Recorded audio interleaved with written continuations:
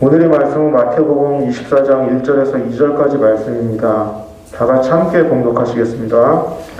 예수께서 성전에 나와서 가실 때 제 아들이 성전 건물들을 가리켜 보이려고 나오니 대답하여 이르시되 너희가 이 모든 것을 보지 못하느냐. 내가 진실로 너희에게 이르노니 돌 하나도 돌 위에 남지 않고 다 무너뜨려지리라. 아멘. 목사님께서 다섯 번째 가르침의 시작이라는 말씀 전해 주시겠습니다.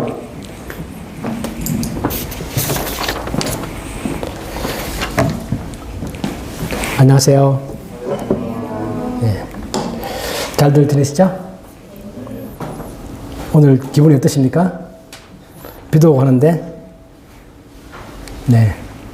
우리 방금 그 찬양했던 것처럼 나를 향하신 주님의 사랑을 그 누구도 끊을 수 없다. 확신하세요? 그 누구도 끊을 수 없다는 얘기는 내가 지은 나의 죄도 그 사랑을 끊을 수 없다는 뜻입니다. 그 모든 것, 진짜 모든 것이죠. 그렇기 때문에 나 자신을 포함해서 나의 부족한 것, 나를 방해하는 어떤 세력들도 다 나를 향하신 주님의 사랑에서 우리를 끊을 수 없다. 이게 우리의 신앙 고백입니다.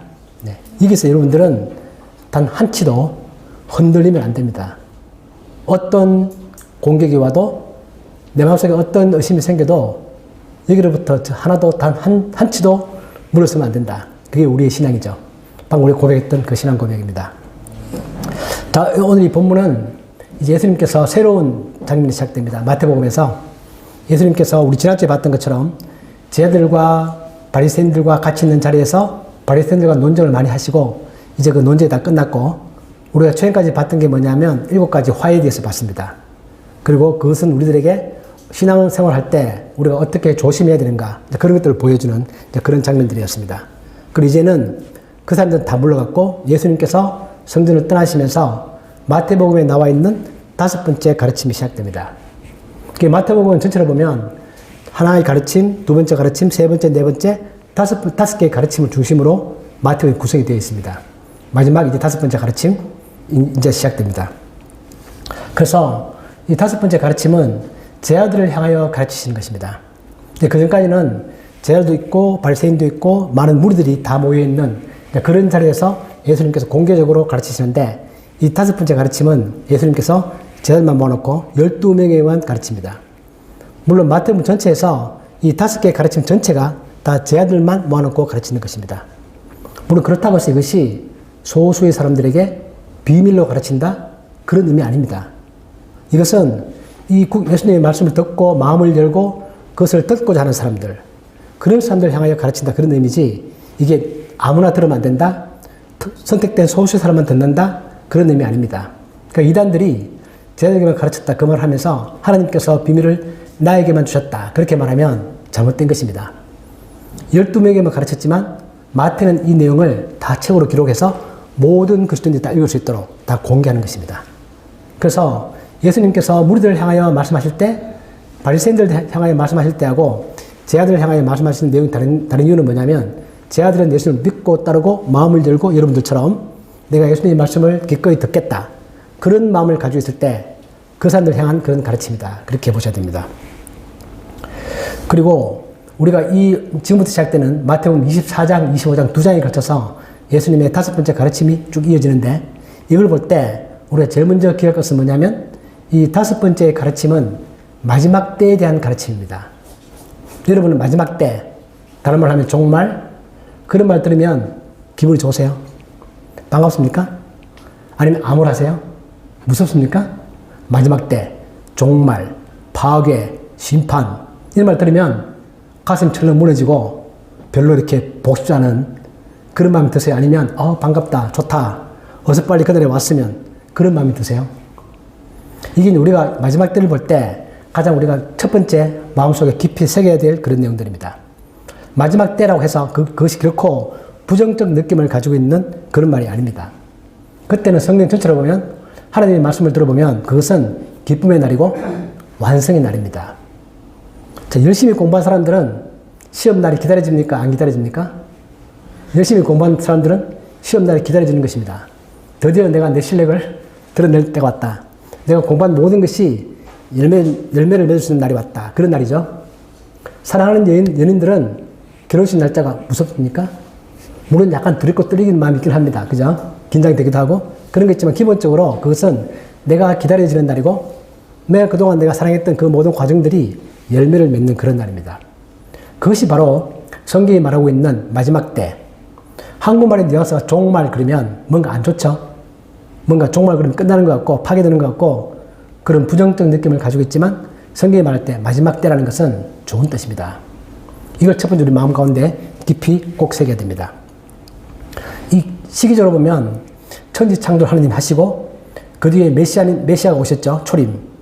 그리고 다시 두 번째 다시 오실 재림이 있는데 성경적으로 보면 종말, 마지막 때 그 시기는 예수님이 초림과 재림 사이 전체 기간을 다 말합니다.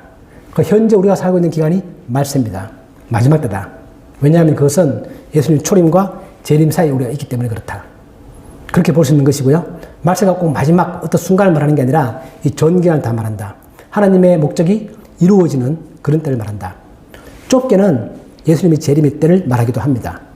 그러나 1차적으로는 예수님이 초림과 재림 사이에 그 긴 기간을 성경에서는 말세. 말세라는 뉘앙스가 안 좋죠. 마지막 때 그렇게 부르는 그런 날입니다. 이 마지막 때는 정말 중요하죠. 왜냐하면 우리가 볼 때 아직 경험해보지 못한 그 누구도 경험해보지 못한 그런 미래의 일이기 때문에 우리가 알 수가 없다. 알기 힘들다. 그걸 우리가 어떻게 알 수 있느냐. 그런 생각이 있다 보니까 우리가 그것들을 조금 회피하고 싶어하는 그런 마음들이 있습니다. 그 틈을 타서 뭐가 들어오는 거죠? 우리가 그걸 외면할 때 그 틈을 타서 이단들이 들어오는 것입니다. 이단들은 이 종말론 해석할 때 이단이 많이 생기죠. 그리고 그들은 자기들 중심적으로, 자기들 자의적으로 해석을 합니다.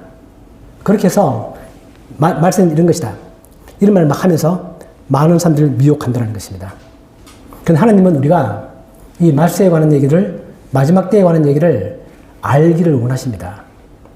여러분 교회에서 요한계시록 설교를 잘 못 들으시죠? 평소에 우리가 읽을 때도 요한계시록 잘 읽지 못합니다. 무서워서, 잘못 해석할까봐, 이단에 빠질까봐, 두려워서, 모른 척 지나가자. 그런 마음 많이 가지시죠? 그런데 하나님은 요한계시록 1장 3절에서 명확하게 말씀을 하십니다. 이 예언의 말씀을 읽는 자, 듣는 자, 그 가운데 기록한 것을 지키는 자가 복이 있다. 읽어야 되는 책입니다. 읽어야 되는 책이다. 그러니까 우리가 이 책을 지나치게 두려워할 필요가 없는 것이 우리가 마음을 열고 객관적으로 상식적으로 이 책을 해석하면 충분히 잘할 수 있는 책입니다. 오히려 우리 것을 두려워하고 덮어놓기 때문에 이단들은 뭔가 신비한 말을 가지고 이걸 해석을 하면서 사람들을 유혹한다는 것입니다. 그러니까 우리가 외면하는 바로 그곳에 이단들이 틈을 타고 들어온다는 겁니다. 그러니까 우리는 기독교인들은 이런 하나님께서 주신 이 책들을 정면 돌파해야 되고 오늘 마태복음 24장 25장에서 예수님이 가르치시는 그 재림에 관한 가르침, 마지막 때에 관한 가르침을 잘 이해할 필요가 있다. 이 마음의 태도가 정말 중요한 것입니다. 자, 그래서 이 가르침을 시작된 배경이 무엇인가? 이제 예수님께서 바리새인과 논쟁이 끝나시고 성전을 떠나시죠. 예수님은 30년 이 땅에 사시면서 해마다 성전을 방문했습니다. 1년에 3번씩, 즉 90번 정도 많이 방문하셨죠.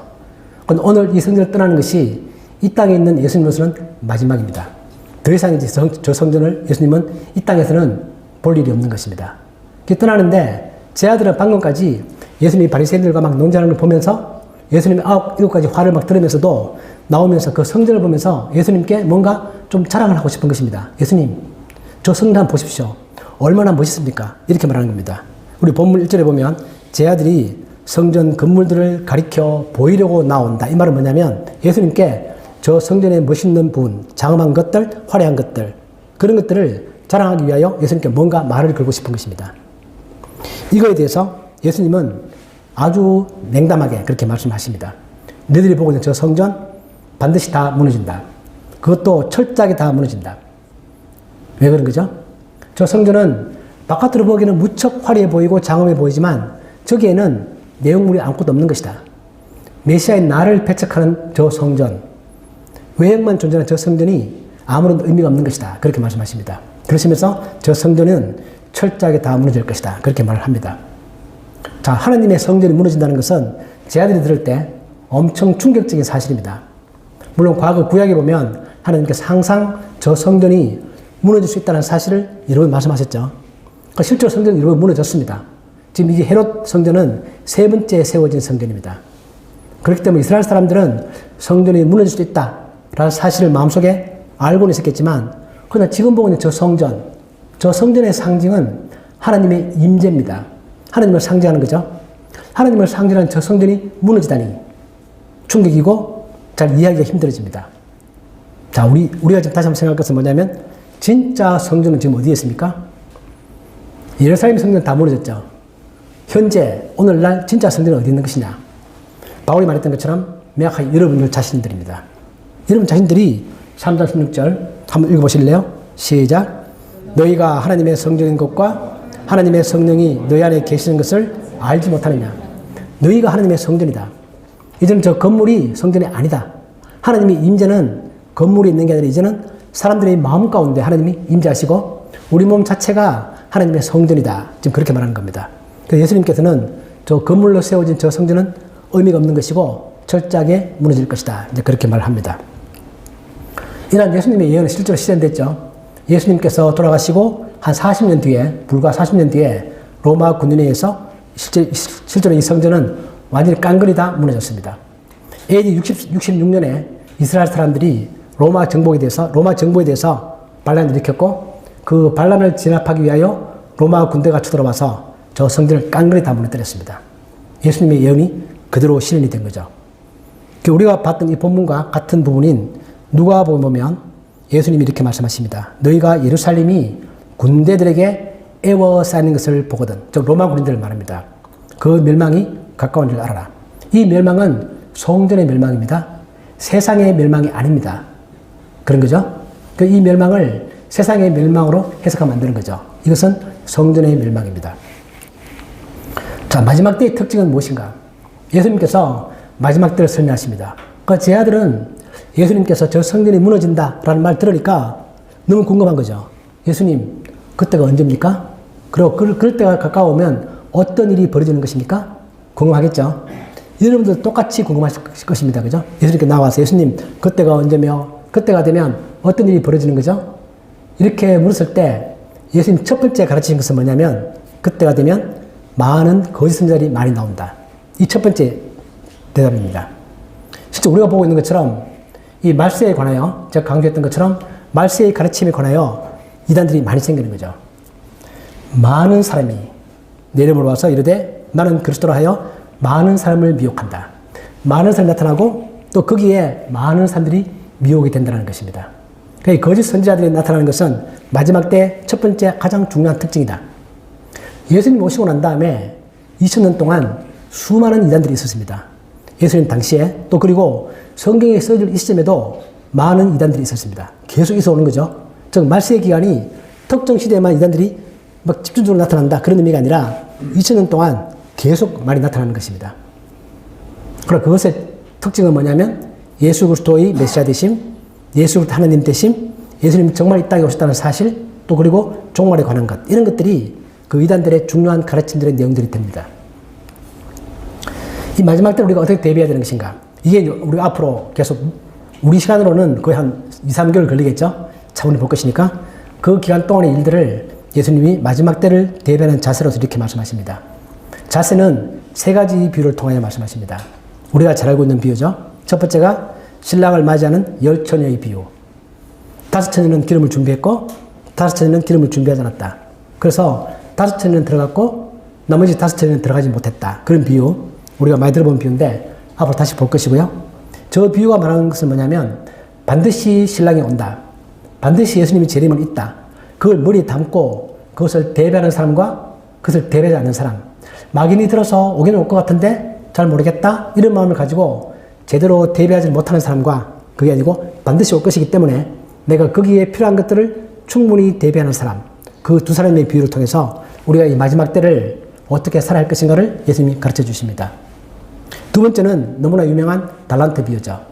주인이 떠나면서 큰 돈을 맡기고 돌아간다. 5달란트, 엄청 큰 돈입니다. 2달란트, 1달란트 맡기고 돌아올 때 다시 한번 그것을 결산하는. 그러니까 나에게 주어져 있는 돈, 나에게 주어져 있는 시간, 나에게 주어져 있는 건강, 나에게 주어져 있는 직장, 나에게 주인 가정, 이 모든 것들을 주인을 생각하면서 나에게 그걸 맡기신 주인을 생각하면서 잘 관리하는 사람과 그렇지 않은 사람을 대비시켜서 보여줍니다. 근데 우리에게 많은 교훈을 주는 거죠.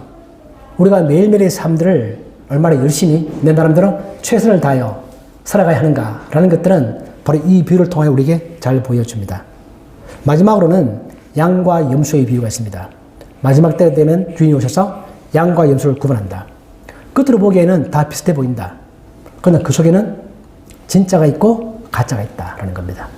그래서 내가 숨어서 노력하는 모든 노력들, 아무도 몰라주는 나의 신앙들, 나의 마음들, 그런 것들을 예수님이 분명하게 드러내주는, 그리고 칭찬하는, 진짜와 가짜를 가르는 그런 것들이 바로 이 마지막 때를 대비하는 그런 자세입니다. 이거 대비 잘하는 사람들은 마지막 때가 정말 기다려지겠죠. 시험 공부 열심히 하는 사람들은 빨리 시험 날짜가 와서 시험을 잘 치고 공부를 끝내고 싶습니다. 시험 날짜 안 오면 어떡하죠? 오히려 그렇게 생각합니다. 시험 안 치면 어떡하지? 내 열심히 공부했는데 1년 연기, 그러면 속상하죠. 오히려 그것처럼 이 마지막 때를 대비하는 우리의 자세는 이런 것이 된다 라는 얘기들을 계속 앞으로 하실 것입니다. 우리가 이 비유를 해석할 때도 잘 알아야 되는 것은 뭐냐면, 저것은 마지막 때를 대비하는 자세에 관한 비유다. 그런 전제하에서 저 비유를 해석을 해야 올바르게 해석할 수 있습니다. 다르게 해석하면 엉뚱한 길로 가버리는 거죠. 근데 그런 의미에서 우리가 이 비유들을 앞으로 살펴볼 건데 잘 이해할 필요가 있다는 겁니다. 자, 우리 오늘 이 말씀을 우리 삶에 적용을 한번 해보죠. 마지막 때가 정말 있습니까? 정말 예수님 오십니까? 언제 올지 아세요? 모르죠. 그러나 반드시 오십니다. 그죠? 반드시 온다. 내가 설령 이 땅에서 내 생명이 끝나고 내 몸이 땅에 묻혀있다 할지라도 내 영혼은 살았을 것이고 내 영혼은 예수님이 재림의 그때를 볼 것입니다. 그러니까 내가 살았을 동안 안 온다. 그래서 내가 못 본다가 아니라 내 몸은 죽어서 땅에 썩고 있겠죠? 그러나 내가 죽으면 내 영혼은 천국에 갔을 것이고 천국에 가는 그 내 영혼이 예수님이 재림 때를 볼 것입니다. 그 재림의 때에 내 몸이 다시 부활해서 다시 만나서 예수님의 부활 후의 몸을 우리가 받게 될 것입니다. 그날이죠. 그리고 성경에 보면 마지막 때라는 것은 내가 주님의 얼굴을 대면하여 보는 날입니다. 여러분들 지금 예수님 못 보죠? 못 봤죠? 그 마지막 때가 되면 여러분들이 얼굴과 얼굴 대해서 예수님의 그 모습을 볼 수 있는 날이 마지막 때입니다. 그날 반드시 온다. 두 번째는 내 몸이 부활해서 부활 후 예수님처럼 그런 신령한 몸이 되는 날. 또 그리고 아무도 몰라주는 나의 작은 노력들이 인정받는 날. 여러분 이 말 들으면 좀 가슴이 찡하지 않으세요? 아무도 몰라준다. 내 가족도 몰라주고 은혜도 몰라주고 내 친구도 몰라주고 아무도 몰라주는 하나님만이 아시는 내 마음속에 그 작은 노력들이 인정받는 날, 칭찬받는 날, 그날이 마지막 때입니다. 혹시 여러분들이 마지막 때가 되면 아무도 모르는 나의 작은 허물이 들키면 어떡하지? 그런 걱정하십니까? 아주 착한 마음이죠. 그런 하는 것은 자연스럽습니다. 그런데 우리 성경을 보면 마지막 때 그때 결코 우리의 작은 허물들을 하나님은 덜추어내지 않으십니다. 이 참 놀라운 거죠. 주님은 덕을 세우시는 분이고 우리의 허물을 덜쳐내는 분이 아니시다. 밑에 본문을 보시면 시편 103편에서 하나님 이렇게 말씀하시죠. 동이 서에서 먼 것 같이 우리의 죄가를 우리에게서 멀리 옮기셨으며 아버지가 자식을 긍휼히 여김 같이 여호와께서는 자기를 경외하는 자를 긍휼히 여기신다. 그리고 이사야 43장 25절 놀랍습니다. 이 구절은 같이 한번 읽으시죠. 이사야 43장 25절 시작. 나 곧 나는 나를 위하여 내 허물을 도말하는 자니 내 죄를 기억하지 아니하리라. 하나님은 자기 자신 이름을 걸고 자기 자신을 위해서 여러분들의 허물을 다 도말한다. 뭐죠? 원본 파기, 문서 파기, 우리 분쇄기로 다 종이를 갈아버리는 것, 그렇게 다 갈아버리십니다. 그래서 너희 죄를 절대로 기억하지 않는다. 왜? 어떤 사람들에게 내가 그 잘못을 인정하고 하나님께 나의 잘못을 용서받고 싶은 사람들에게는 이미 지나가 버린 그 죄들을 예수 그리스도 십자가를 믿는 사람들에게는 그 죄를 하나님이 결코 기억하지 않는다. 그렇게 선포하셨습니다. 그렇기 때문에 우리가 마지막 때에 대해서 나는 주님 만나는 게 반갑고 아주 좋은데 솔직히 조금 마음이 그리끼는 게 있다. 무섭다. 그걸 예수님께서 덜쳐내시면 어떡하지? 우리 교회에서 많이 들을 때 심판날 오면 앞에 나가서 나의 모든 죄를 다 고백한다. 그럴 때 내가 그 내 죄를 고백하면 얼마나 부끄러울까? 얼마나 무서울까? 그런 생각이 드는 것은 자연스럽지만 성경은 명확하게 그때가 되면 예수님을 믿은 사람들에게 그 모든 죄를 다 하나님이 덮어버린다. 내가 너희 죄를 나 기억 못하겠다. 그런 데 있었어? 난 몰라. 이런다는 것입니다. 여러분 이 말이 믿어지셔야 됩니다. 그래서 우리는 그때를 기다릴 수 있는 것이다. 물론 그렇다고 해서 우리가 죄를 막 짓자 그런 의미는 아니죠. 그런 의미는 아니고 바울이 말했던 것처럼 그건 말도 안 되는 얘기다. 최대한 우리가 죄를 짓지 않도록 노력해야 되겠지만 인간인지라 죄를 지을 경우가 많다. 나도 모르게 실수할 경우가 많다. 그러나 그것은 예수님의 십자가의 피로 우리의 모든 죄가 다 용서된다는 말은 무슨 말이냐? 바로 이런 말이다. 그래서 하나님은 마지막 때 결코 우리를 향하여 너희 숨어있는 죄, 아무도 모르는 너희 죄 끄집어내서 우리 앞에서 공개하는 그런 하나님은 아니십니다. 우리가 믿는 하나님은 그런 하나님 아니다. 명확하게 성경에서 그렇게 말하고 있죠. 그래서 우리는 그 마지막 때를 기쁨을 가지고 정말 신부가 신랑을 기다리듯이 신랑이 예쁜 신부를 맞이하듯이 그런 마음을 가지고 우리가 그날을 기다릴 수 있다. 그리고 내가 100점 못 맞더라도 적어도 합격 카트라인 넘을 수 있는 내가 열심히 공부했다면 그날이 바로 그날이기 때문에 우리 그런 마음을 가지고 그날을 충분히 기다릴 수 있다. 이것이 우리가 앞으로 보게 될 마지막 때에 대한 가르침에 대해서 우리가 이해하기 위해서 대전제로 반드시 알아야 될 내용들입니다. 우리가 이 말 위에서 이 기본 위에서 예수님의 새로운 가르침들을 5번째 가르침들을 계속 배워나갈 때 그 의미가 우리 가슴 가운데 정말 깊이 전달되어질 것입니다. 하나님은 이처럼 좋으신 분이세요. 여러분을 너무 사랑하시는 분이시고 정말 세상의 어떤 아버지보다도 더 사랑하는 아버지입니다. 저는 이 말 할 때마다 솔직히 좀 가슴이 좀 찡합니다. 우리 아버지가 저를 엄청 사랑하셨고 저도 저희 자녀를 엄청 사랑합니다. 그런데 이보다 더 큰 사랑을 가지고 있는 분이 우리 하나님이시다 라는 사실은 참 놀라운 거죠. 그 하나님이 우리들에게 이제 마지막 때에 대한 가르침을 앞으로 계속 몇 달간 주실 것입니다. 그 내용을 잘 새기고 마지막 때를 정말 소망과 기쁨을 가지고 기대하고 기다리는 우리 모두가 되기를, 여러분 모두가 되시기를 주님 이름으로 축복합니다. 아멘. 아버지 하나님, 이제 우리가 예수님의 가르침을 통하여 이 마지막 때에 대한 가르침을 잘 받고자 합니다. 하나님, 우리의 마음을 활짝 열어주시고 우리에게 지혜를 주시고 성령께서 우리 마음 가운데 함께 하셔서 이 마지막 때에 대한 가르침을 잘 배울 수 있도록, 잘 들을 수 있도록, 또한 그리고 우리가 그 가르침에 기반하여 우리의 삶을 잘 대비해 나가며 매일매일의 삶 가운데 우리가 힘들지 않고 낙망하지 않고 낙담하지 않고 희망과 소망을 가지고 살아가는 저희들이 되게 하여 주옵소서. 예수님의 이름으로 기도하옵나이다. 아멘.